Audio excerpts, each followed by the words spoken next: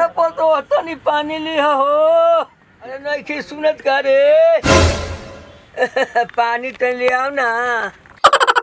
काची लागते नी समझ में ना आवेला कोनो काम धाम नहीं खे बैठल बैठल पर रहते नी दिन भर पानी ले आता खाना ले आता हई करता हौ कर। अरे मरियो कहानी खींचा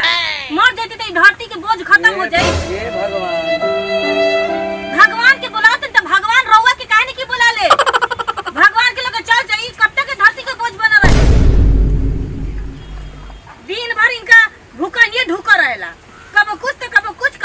कुछ चाहिए। बुढ़िया तो छोड़ के चल गई हमरा के ऊपर तारे खातिर। तो रवम देखे के बा हम काहे खातिर देखे फीका ले लेबनी का रहा हम रवनु देखे के बा ना तो किंकर में हर है ओ तेरे बोले अरे बुढ़वा मोटी लगना मुंह तो नहीं खो ये तो हमार बियाह होके बियाह क के नहीं तन को हमरा बियाह के सुखे ना दिन भरी बुढ़वा के करकराहट जलत बुझाते के कपार में दर्द हो जाए। एक रावो तरन तो उनके के हम बतावत तनी हमरा हिस्सा में ई बुढ़वा ई मोड़ई पड़ लेके बुढ़वा के झीला तनी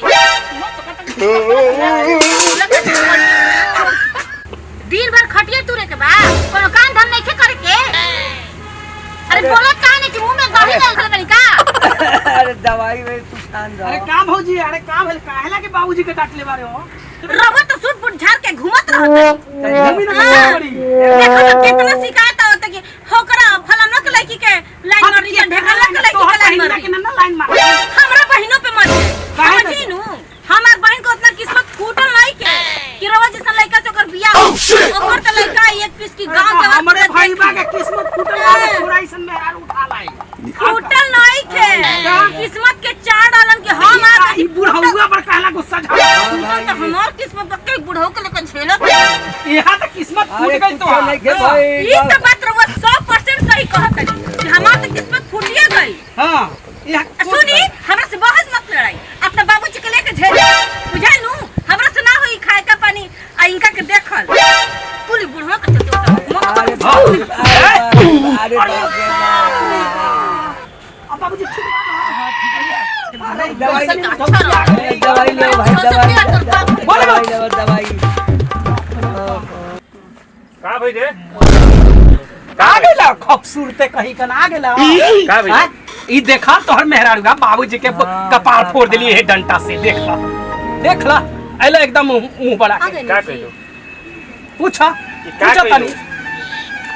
का कहले बनी ई देखा तो पूरा फूल गई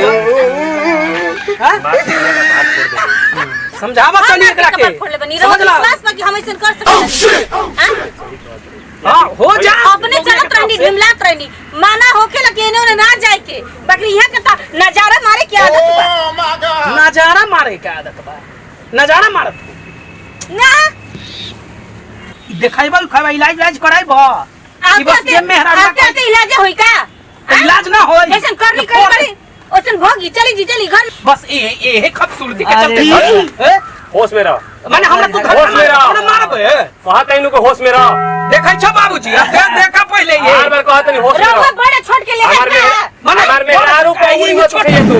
आज तो मारे गेली हो तोहर मेहरारू के टच हुए नु अरे तोहर मेहरारू के मारे गेले कहा तैनू रे कि तू टच मत करिए तो तू अपन मेहरारू से बाप के मरबा त ई नहीं के मरले हम मरले ना आज कैसे मार देला सामने में ये लठिया से फोड़ देले बा कैसे हम मान के छोड़ देला कैसे यार देखली हम सामने में मार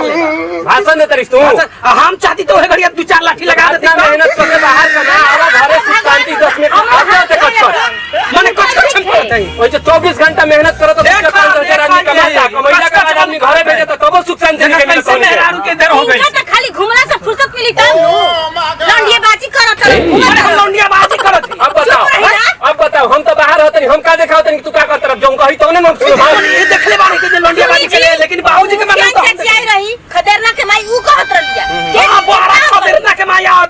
खदेरना के माई ऐसे ही कहती है हां कोई करते तू खदेरना के माया माने जे कही माने दोसर कही तो ऐसा ही कहती है एकरा से कहला हम जानते हैं के बारे में कि झूठ ना बोल सकेले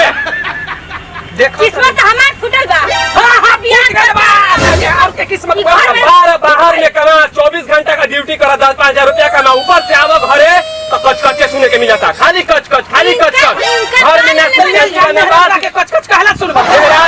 मेरारू के तो हम यही नहीं, लेकिन तू होश में रह। मैंने हम होश में हाँ तू होश में रह। हमारे मेहरारू से बोले से पहले लठिया सब फाड़ दे। काहे काहे भा दोनों लड़का आ गए बाबा के बुला में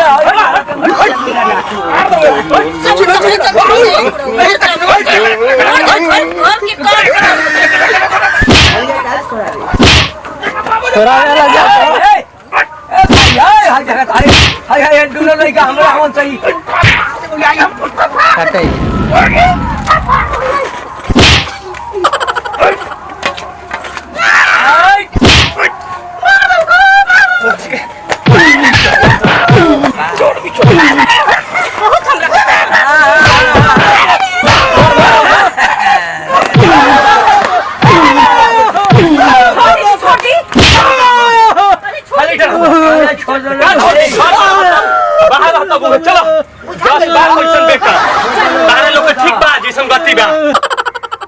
नमस्कार प्रणाम, हम सीमा सरगम आई हमनी के चैनल के पूरा टीम बा।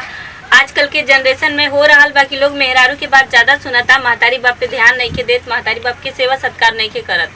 ऐसे महतारी बाप की सेवा करे के चाहिए, मेहरारू के भी बात सुने के चाहिए, लेकिन साथ साथ महतारी बाप जौन जन्मदाता होला लोग, कर्मदाता होला लोग, ओकर सेवा सत्कार करे के चाहिए। ये वीडियो के माध्यम से हम रउआ लोग के ये समझावे के चाहनी है। अगर हमने की वीडियो अच्छा लगे तो हमने के चैनल के सब्सक्राइब करी, वीडियो के ज्यादा से ज्यादा शेयर करी और कमेंट में जरूर बताई कि हमने के वीडियो कैसा लगा। और वीडियो देखेला हमेशा लाइव अपडेट बना रही रहुआ सब है। और हाँ वीडियो के माध्यम से हम ही बता देवल चाहते हैं जो हमने के कि मेहरारू के साथ साथ बाप के भी बात समझे के चाहिए, भाई के भी बात समझे के चाहिए, बहन के भी बात समझे के चाहिए। और कहे के मतलब ई बा कि अगर ये वीडियो अच्छा लगे तो लाइक कमेंट और शेयर जरूर।